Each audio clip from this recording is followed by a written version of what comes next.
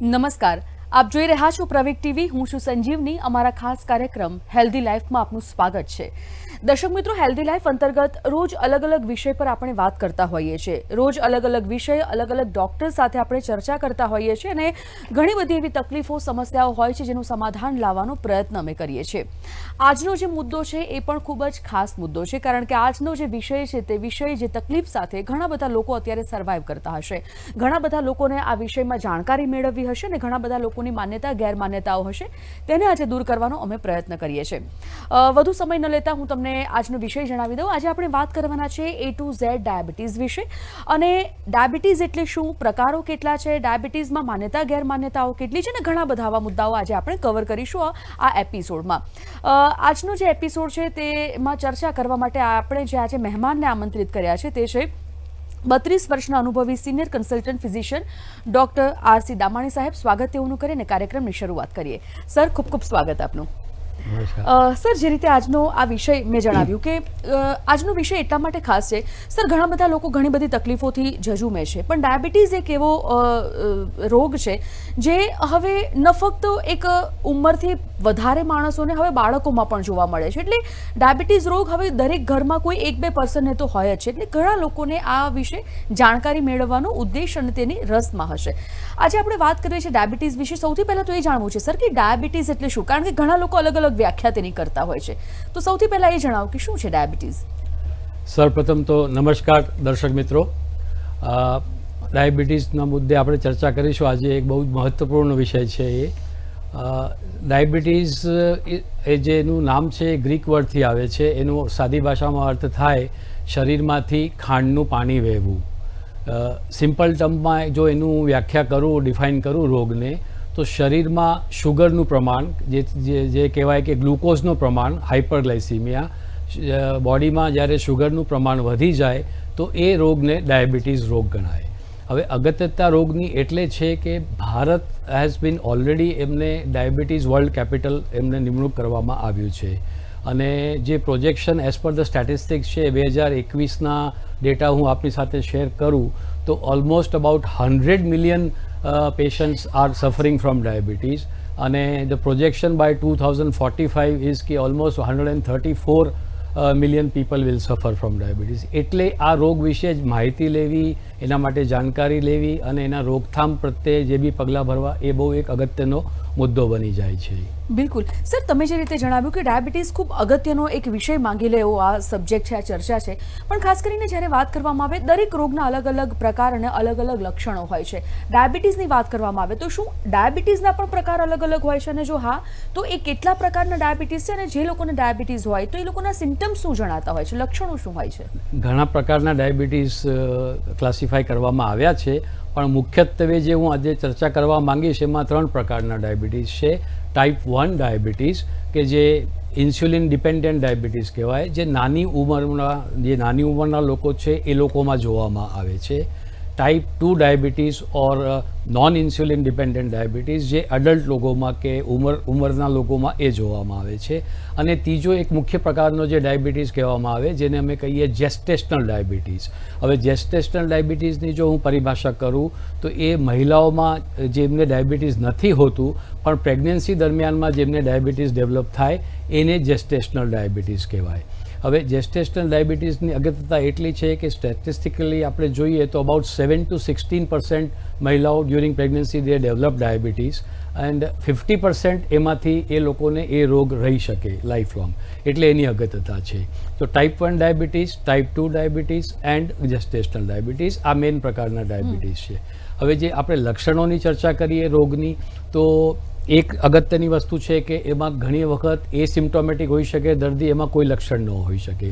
Common symptoms જે observe કરવામાં આવે, તરસ બહુ લાગવી, યુરિનેશન, વારે ઘડી પેશાબ લાગવું, અનએક્સપ્લેન્ડ વેટ લોસ, અતિશય ભૂખ લાગવી છતાં બી વેટ લોસ થાય, અતિશય થાક અને વીકનેસ, ફટીગ લાગે, લોસ ઓફ લિબિડો કે જે જાતીય પ્રવૃત્તિમાં શિથિલતા થાય, પ્રાઇવેટ પાર્ટમાં ઇન્ફેક્શનની માત્રાઓનું પ્રમાણ વધારે જોવામાં આવે, અથવા તો જો ઘાવ થયા હોય તો એ ઘાવમાં રૂજ ભરાતા વાર લાગે, જેને અમારી ભાષામાં નોન હિલિંગ સોર્સ કે નોન અલ્સર્સ કહીએ.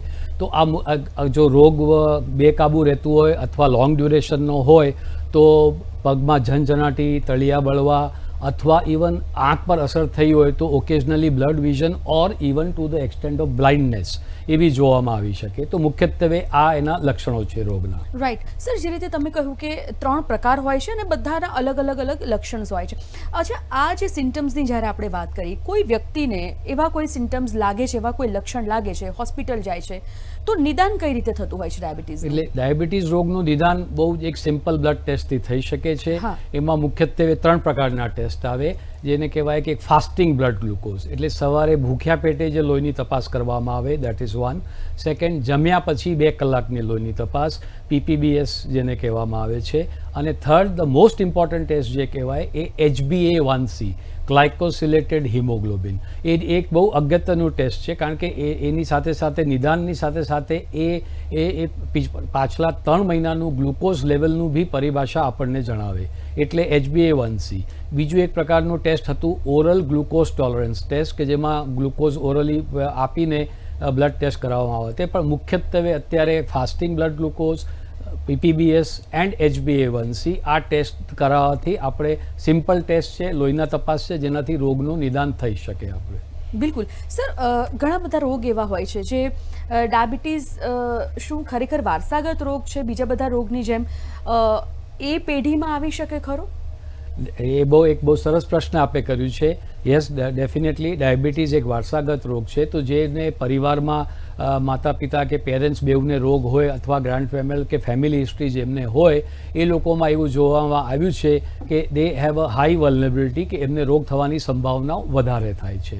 પણ અત્રે એટલું બી હું ઉમેરવા માંગીશ કે જે લોકોને પરિવારમાં ડાયાબિટીસ ન હોય તો એ લોકોને ડાયાબિટીસ ના થઈ શકે, એ એક બહુ ગેરમાન્યતા છે. વિધાઉટ ફેમિલી હિસ્ટ્રી ઓલ્સો કોઈને ડાયાબિટીસનો રોગ થઈ શકે છે. And on the other side જે લોકોને ફેમિલી હિસ્ટ્રી હોય એમને થશે જ એવું બી જરૂરી નથી, પણ ડેફિનેટલી એમને થવાના સંભાવનાઓ ઘણી બધી વધારે થઈ જતી હોય છે. ઓકે સર, હવે આપણે જ્યારે સ્ટેપ બાય સ્ટેપ ચર્ચા કરવા માટે આગળ વધીશું, પરંતુ એ પહેલાં આપણે સાંભળ્યું છે કે પ્રી ડાયાબિટીસ. અચ્છા, એ સમજવું છે કે પ્રી ડાયાબિટીસ એ શું છે? એ પ્રી ડાયાબિટીસ આપે જે ઉલ્લેખ કર્યું એ બહુ જ એક મહત્વપૂર્ણ એક એન્ટિટી છે. કે પ્રી ડાયાબિટીસની જે આપણે ચર્ચા કરીએ છીએ, તો જે લોકોના બ્લડ ટેસ્ટ આપણે જ્યારે કરીએ અને એ જે reports they don't fit in to the criteria કે જેને એમને ડાયાબિટીસનું નિદાન કહી શકીએ, તો એ લોકોને નિદાન થાય છે પ્રી ડાયાબિટીસ. હવે એમના રિસ્ક ફેક્ટરમાં હું ગણું તો જે લોકો ને પારિવારિક હિસ્ટ્રી હોય, જે લોકોનું વજન વધારે હોય, જે લોકોનું બેઠાડું જીવન હોય, માનસિક ત્રાસ બહુ રહેતું હોય, or females those who have PCOD, કે જે લોકોના કોલેસ્ટ્રોલ વધારે હોય, એ લોકોને આ પ્રી ડાયાબિટીસ થવાની સંભાવના વધારે રહેતી હોય. હવે એનું નિદાન જે આપણે કરીએ એ બી ફાસ્ટિંગ ઓર HbA1c થી કરી શકાય છે. જે લોકોનું નોર્મલ HbA1c એક્સેપ્ટેબલ ઇઝ 5.7, જે લોકોનું 5.7 થી 6.5ની રેન્જમાં હોય તો એ લોકોને આપણે પ્રી ડાયાબિટીસ ગણાવીએ છીએ. હવે અગત્યતા એટલી છે કે ભાઈ 2021નું જો ડેટાની હું આપની સાથે ચર્ચા કરું તો ઇન્ડિયામાં દે હેવ સ્ટેટિસ્ટિકલી એસ્ટિમેટેડ કે અરાઉન્ડ 134 મિલિયન લોકો પ્રી ડાયાબિટીસથી પીડાય છે. And they are getting unnoticed, they are not taking, જે રીતે સારવાર કે જે રીતે એડવાઇસ લેવી જોઈએ એ નથી લેતા.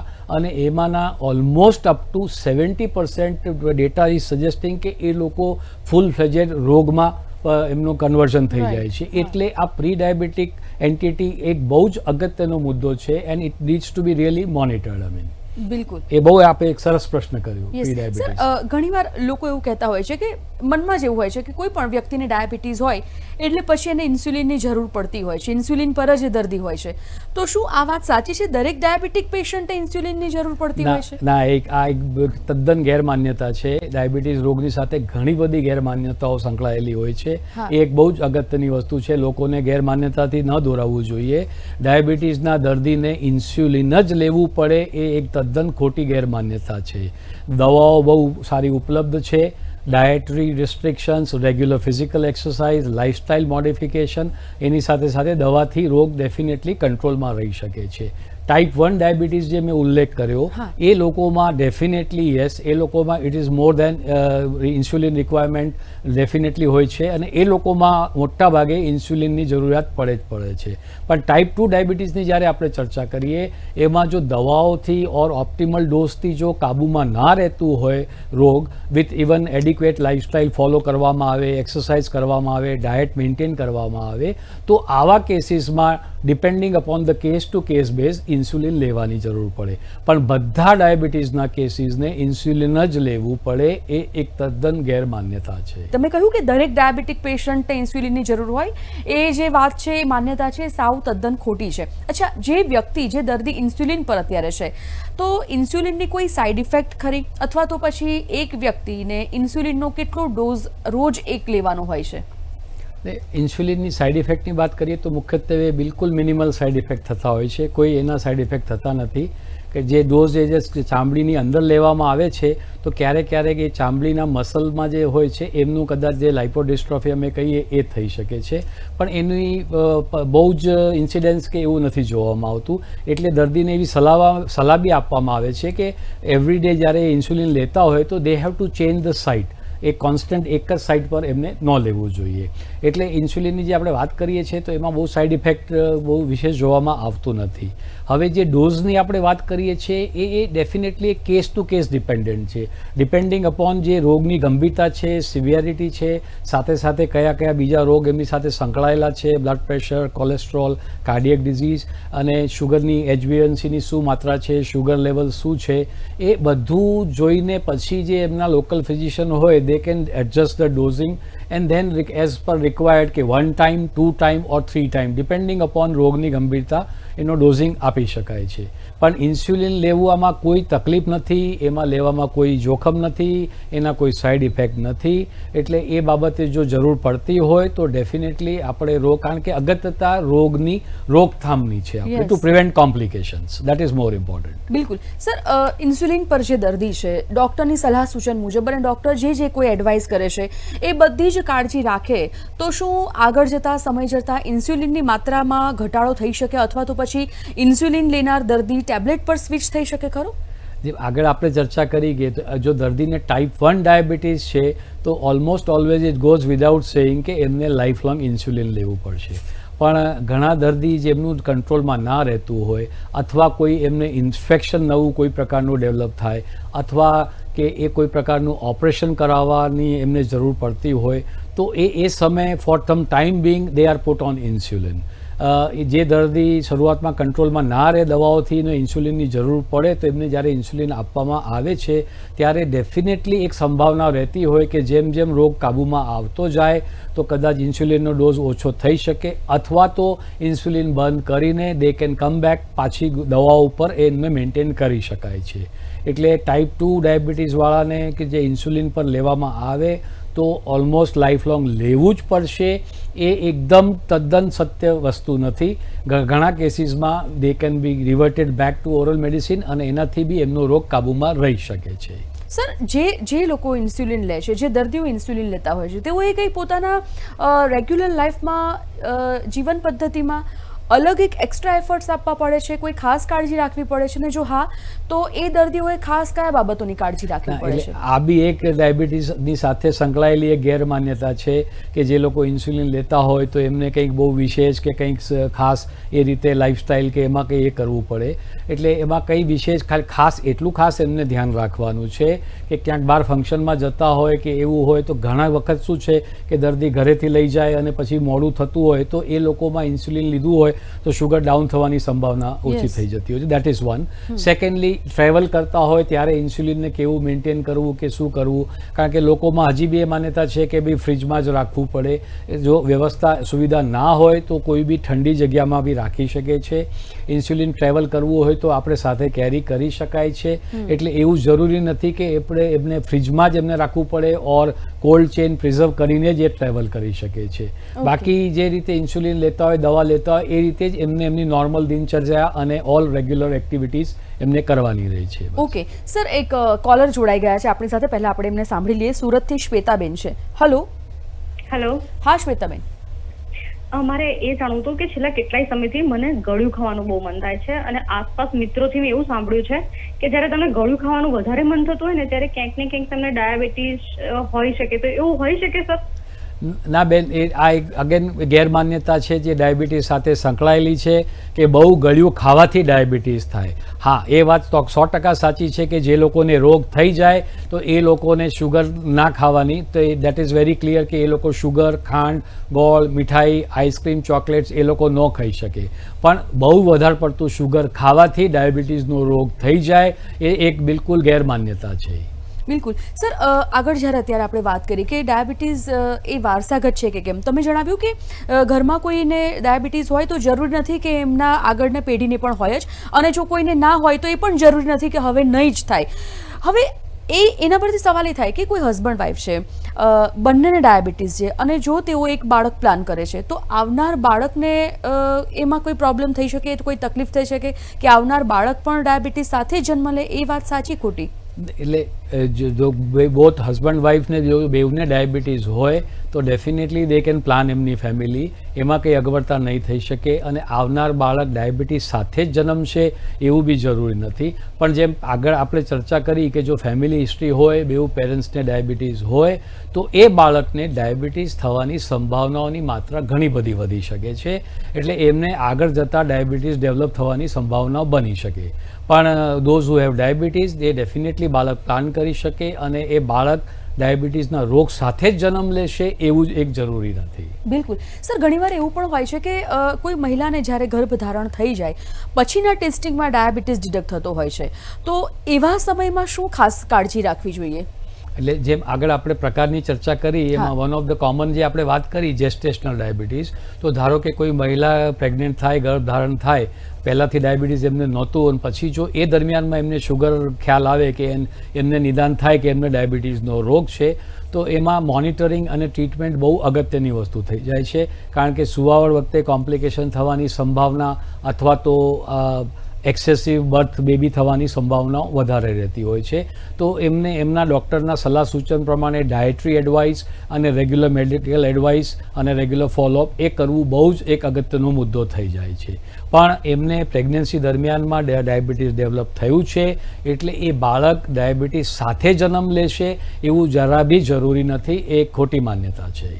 સર, જે રીતે આપણે જણાવ્યું કે બાળકોમાં પણ આપણે થોડી વાર પહેલાં પણ વાત કરી કે ન ફક્ત હવે એક સર્ટન એજ પછી પણ બાળકોમાં પણ હવે આપણે ડાયાબિટીસના કેસીસ વધારે જોયેલા છે, તો એના પાછળના શું રીઝન સર? બાળકોમાં કેમ કેસ વધી રહ્યા છે તેના વિશે શું કહેશો તમે? બાળકોની આપણે વાત કરીએ તો એમાં મુખ્યત્વે જેમ ટાઈપ 1 ડાયાબિટીસ આપણે વાત કરીએ તો આપણા મનુષ્ય શરીરમાં સ્વાદુપિંડ નામનો એક ગ્રંથિ હોય છે જે ઇન્સ્યુલિન ઉત્પન્ન કરે છે. એ આપણે ગ્લુકોઝનું રેગ્યુલેશન કરે. હવે એ ઇન્સ્યુલિન સિક્રેશન ન થતું હોય સ્વાદુપિંડથી તો એ લોકોને લાઈફ લોંગ ઇન્સ્યુલિન આપણે લેવા પડે. બીજું એક પ્રકારનું જે રોગ જે બાળકોમાં થઈ શકે દેટ ઇઝ રિલેટેડ ટુ માલ ન્યુટ્રિશન. એટલે જો ન્યુટ્રિશન પ્રોપર પોષણ કે એ ન કરવામાં આવ્યું હોય તો એના હિસાબે બી સ્વાદુપિંડના કોષોને નુકસાન પહોંચે તો એ લોકો ડાયાબિટીસ ડેવલપ કરી શકે છે. That is one. સેકન્ડ, જો યંગ જનરેશનની અત્યારની વાત કરું, જે ખાસ કરીને લાઈફસ્ટાઈલ, બેઝિકલી ડાયાબિટીસને બી આપણે એક લાઈફસ્ટાઈલ ડિઝીઝ તરીકે એમાં આપણે એને કરી શકીએ અંડરલાઈન. તો જે લાઈફસ્ટાઈલ છે એમાં sedentary lifestyle, overweight, mental stress, ખાવા પીવાનું જે એમને જંક ફૂડનું છે, એટલે આ બધા ફેક્ટર્સનું બહુ જ યંગ જનરેશનને બાળકોને ધ્યાન રાખવાની જરૂર છે. નિયમિત એક્સરસાઇઝ કરવું, જે લોકોને ફેમિલી હિસ્ટ્રી છે ડાયાબિટીસની એ લોકોને પિરિયોડિકલી બ્લડ શુગર મોનિટરિંગ અને ચેકઅપ કરાવવું. જે લોકો ઓવરવેટ છે એક્સરસાઇઝ કરીને વેટને ઓપ્ટિમમ લેવલ પર મેન્ટેન કરવું, અને કોઈ બી પ્રકારનું રિલેક્સેશન ટેકનિક, મેડિટેશન કે યોગા એ અપનાવવું એક બહુ જ અગત્યનો ભાગ વધી જાય છે જે રોગની રોકથામ અથવા પ્રિવેન્શનમાં બહુ જ મદદરૂપ થઈ શકે. ઓકે સર, વધુ એક કોલર જોડાઈ ગયા છે, જયેશભાઈ છે પાલનપુરથી, એમને પણ સાંભળી લઈએ. હલો. હાજી મેડમ, નમસ્કાર. હા નમસ્કાર, જયેશભાઈ જણાવો. હા મેડમ, મારો એક સવાલ છે કે મારી વાઈફને પ્રેગ્નન્સીમાં ડાયાબિટીસ આવેલી છે. હા હાજી. હા, પ્રેગ્નન્સીમાં મારી વાઈફને ડાયાબિટીસ આવેલું છે. હા હા, તો મેડમ એમને પછી દવા લેવા છતાં પણ એમને 500 થી નીચે આવતું નથી ડાયાબિટીસ. Okay. કંટ્રોલ નથી રહેતું, તો એમાં કેવી રીતે શું? ઓકે, ઠીક છે. ના, એટલે આપે જે રિપોર્ટનું વર્ણન કર્યું કે શુગર હાઈ રહે છે, એ કંટ્રોલમાં નથી આવતું, તો એમાં બે ત્રણ વસ્તુ બહુ અગત્યની બનશે. એક તો lifestyle, strict diet control, regular exercise, સાથે કોઈ બીજા બ્લડ પ્રેશર, કોલેસ્ટ્રોલ રોગ હોય તો એનો કંટ્રોલ, ઓવરવેટ હોય તો વેટને નિયંત્રણમાં રાખવું, અને પછી જે આપના મેડિકલ એડવાઇઝર છે, જે આપના ડૉક્ટર સાહેબ છે, એમને મળીને રોગ પ્રત્યે, ધારો કે જો દવાઓથી કંટ્રોલમાં ન રહેતું હોય તો એમને જો યોગ્ય લાગતું હોય તો ઇન્સ્યુલિનની સારવાર આપને કરાવવી જોઈએ. એટલે my best advice is get in touch આપના ફિઝિશિયન સાથે અને એમની સલાહ મુજબ આગળ વધો અને ડેફિનેટલી રોગ કાબૂમાં આવશે. સર, ડાયાબિટીસની જ્યારે બધા જ આપણે સર્કમસ્ટાન્સીસની વાત કરી, બધા મુદ્દાઓની વાત કરી, સૌથી બેઝિક મુદ્દો એક ડાયટ પણ આવે છે, ખોરાક પણ આવે છે. એમાં પણ એટલું જ ધ્યાન રાખવું જરૂરી છે. ઘણા લોકો એવું કહે છે કે ચોખા અથવા તો બટાકા, એટલે કે જે વસ્તુમાં વધારે કાર્બોહાઈડ્રેટ છે, એ બધી વસ્તુ અવોઇડ કરવી જોઈએ, જેના કારણે ડાયાબિટીસ કંટ્રોલમાં રહેશે. તો ખાસ કરીને જે લોકોને ડાયાબિટીસ છે તે લોકોને ખોરાકમાં શું ધ્યાન રાખવું જોઈએ, કઈ કઈ વસ્તુ અવોઇડ કરવી જોઈએ, કયા એવો ખોરાક છે જે ઇન્ક્લુડ કરવો જોઈએ પોતાના ડાયટમાં, અને શું એક્સરસાઇઝ ઇઝ મસ્ટ ડાયાબિટીસમાં? બહુ જ મહત્વપૂર્ણ પ્રશ્ન આપે કર્યું છે, કારણ કે ડાયાબિટીસની ટ્રીટમેન્ટની જ્યારે આપણે ચર્ચા કરીએ તો ડાયટ અને એક્સરસાઇઝ એક બહુ જ અહમ મુદ્દાઓ અને પાયો છે ટ્રીટમેન્ટ માટે. હવે ડાયટની આપણે વાત કરીએ તો એમાં જે હું કહું સ્ટ્રિક્ટ નો મીન્સ નહીં જ લઈ શકાય. એમાં શુગર આવે, ગોળ આવે, મીઠાઈ આવે, ચોકલેટ્સ, આઈસ્ક્રીમ, જેમ, જેગરી એ બિલકુલ ન લઈ શકે. આપણે બટેકા અને ભાતની વાત કરી, એ મોડરેટ ક્વોન્ટિટીમાં એ લઈ શકે છે. એક બીજું એક જે ગેરભ્રાંતિ આની સાથે સંકળાયેલી છે કે ડાયાબિટીસવાળા ફ્રૂટ ના લઈ શકે. એવું નથી. ડાયાબિટીસવાળા ફ્રૂટ લઈ શકે છે. વી ઓલવેઝ રિકમેન્ડ કે ફ્રૂટ લેવા, જેથી કરીને it is a good fibre diet. Rather then juice લેવું, ફ્રૂટ લેવું જોઈએ એમને. એક્સરસાઇઝની આપણે વાત કરી, એટલે એક્સરસાઇઝ એક બહુ જ અહમ મુદ્દો છે. એટલે ધ એડવોકેટેડ ઇઝ કે ભાઈ at least 150 minute, 150 minutes, that is 30 minutes every day, 5 times a week exercise. જે પ્રકારની બી એક્સરસાઇઝ વ્યક્તિને ગમતી હોય, વોકિંગ, એરોબિક, જીમ, સાયકલિંગ કે જે બી, એ એક્સરસાઇઝ કરવી બહુ જ અગત્યની વસ્તુ છે. નોટ ઓનલી ફિઝિકલ ફિટનેસ, એક મેન્ટલ ફિટનેસમાં બી હેલ્પ કરે, આપનું વેટ બી મેન્ટેન કરે, આપનું બ્લડ પ્રેશર, કોલેસ્ટ્રોલ, શુગર બધાના નિયંત્રણમાં એક બહુ જ મદદરૂપ થઈ શકે. એટલે એક્સરસાઇઝ અને ડાયટ બહુ જ અગત્યનો મુદ્દો છે. દવા એનું કામ કરે, પણ જો આપ આ નિયંત્રણ અથવા આ ડિસિપ્લિન આપ ફોલો નહીં કરો તો આપની દવા આપને મદદરૂપ નહીં થઈ શકે, આપનો રોગ કાબૂમાં નહીં આવી શકે. યસ સર, અત્યારે જે રીતે આપણે વાત કરી કે ઘણા બધા મિથ આ રોગ સાથે જોડાયેલા છે, ઘણી બધી ગેરમાન્યતાઓ આ રોગ સાથે જોડાયેલી છે, જેમ કે દરેક ડાયાબિટીક પેશન્ટે ઇન્સ્યુલિન લેવું જોઈએ. અચ્છા, એના સિવાય કઈ બીજી ગેરમાન્યતાઓ છે જે પેશન્ટ્સ તમારી પાસે આવતા હોય છે અને કહેતા હોય છે? તો એવી બીજી કઈ ગેરમાન્યતાઓ છે? બીજું કે ઇફ ડાયાબિટીસ ઇઝ ક્યોરેબલ, જો ડાયાબિટીસ ક્યોરેબલ છે તો તેને કંટ્રોલમાં કઈ રીતે લાવી શકાય? એટલે હવે આ ગેરમાન્યતાની જે વાત કરી, આમ ઘણી ગેરમાન્યતાઓ છે, પણ હું જે મુખ્ય છે એ ટચ કરીશ. એક આપણે ઇન્સ્યુલિનની ચર્ચા કરી. બીજી ગેરમાન્યતા લોકોમાં એવું હોય છે કે મારું તો વજન ઓછું છે, અથવા મારા પરિવારમાં કોઈને ડાયાબિટીસ નથી તો મને ડાયાબિટીસ ના થઈ શકે. હું રેગ્યુલર એક્સરસાઇઝ કરું છું, હું જીમ જાઉં છું, હું ફિઝિકલી ફિટ છું, તો મને ડાયાબિટીસ ના થઈ શકે. એક બીજી પ્રકારની ગેરભ્રાન્યતા લોકોમાં એવું છે કે ડાયાબિટીસ થાય એટલે બધાને ઇન્સ્યુલિન જ લેવું પડે, અથવા બધાને એક સરખી જ દવા આપવામાં આવે. તો એ બી એક this is also definite myth. પછી લોકોમાં ઘણામાં એવી એક ગેરમાન્યતા હોય છે કે અમે જાતે જ અમારું ડોઝ નિયંત્રણમાં કરી શકીએ, વધારી શકીએ, ઘટાડી શકીએ, તો એ બી એક ગેરમાન્યતા છે. ડાયાબિટીસના દર્દીઓને અમે સલાહ આપીએ છીએ કે ઉપવાસ ના કરવા, પણ ના કરી શકે એવું જરૂરી નથી, પણ કરે તો એના જે નિયમો છે, એનું જે ડિસિપ્લિન છે એ એમને ડેફિનેટલી ફોલો કરવું જોઈએ. એટલે ખાસ કરીને અત્યારે હું ખાસ દર્શકોને કહેવા માંગીશ કે પ્લીઝ સેલ્ફ મેડિકેશનમાં ના ઇન્વોલ્વ થશા, please stay away with self medication. અને ખાસ કરીને આ જે વોટ્સએપ યુનિવર્સિટી છે એનાથી પ્લીઝ દોરાઈ ના જતા, આપ વધારે નુકસાન કરશો પોતાનું. બિલકુલ. અને જ્યારે ડાયાબિટીસની આપણે ચર્ચા કરીએ છીએ, કંટ્રોલ, વી ઓલવેઝ સે કે રોગ કંટ્રોલેબલ છે. અમે કહેતા નથી કે અમે ક્યોર કરી આપીશું. તો જે ખાસ કરીને બજારમાં જે આપને જાહેરાત થતી હોય અથવા તો કહેવામાં આવતા હોય કે અમે મટાડી આપીશું, તો મહેરબાની કરીને એવી ગેરભ્રાંતિઓથી દૂર રહેજો. આપ આપનું નુકસાન વધારે કરશો, પ્લીઝ. બિલકુલ સર, સમયનો અભાવ છે એટલે આપણે ચર્ચા અટકાવીશું, પણ થેન્ક યુ સો મચ આપ આવ્યા અને આ સરસ મજાની જાણકારી અને માર્ગદર્શન આપ્યું તે બદલ. થેન્ક યુ વેરી મચ પ્રવેગ ટીવી, અને થેન્ક યુ વેરી મચ દર્શક મિત્રો. ખૂબ આભાર આપનો. Thanks again sir, welcome. Thank you. તો દર્શક મિત્રો, આ હતા ડૉક્ટર દામાણી. ઘણા બધા મુદ્દાઓ પર તેઓએ આજે ચર્ચા કરી. અમે આશા રાખીએ છીએ કે તેમના તરફથી આજે જે માર્ગદર્શન મળ્યું છે તે તમને ખૂબ જ ઉપયોગી સાબિત થયું હશે. આવા નવા વિષય સાથે આવતીકાલે હું ફરીથી મળીશ. ત્યાં સુધી મને આપશો રજા. નમસ્કાર.